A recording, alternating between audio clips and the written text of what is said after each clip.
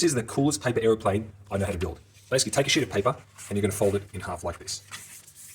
You're then going to open it up and you're going to fold two sides in like this. One like that, one like that. As neat as you can. You're going to fold this over. You're then going to fold these two parts in, leaving just a tiny little lip here at the end. And what you do on one side, you do it exactly the same on the other side.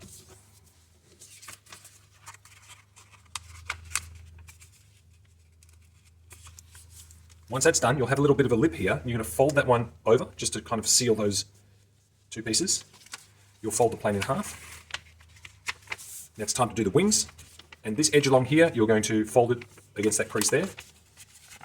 And once again, what you do on one side, you do exactly on the other. Flip that over.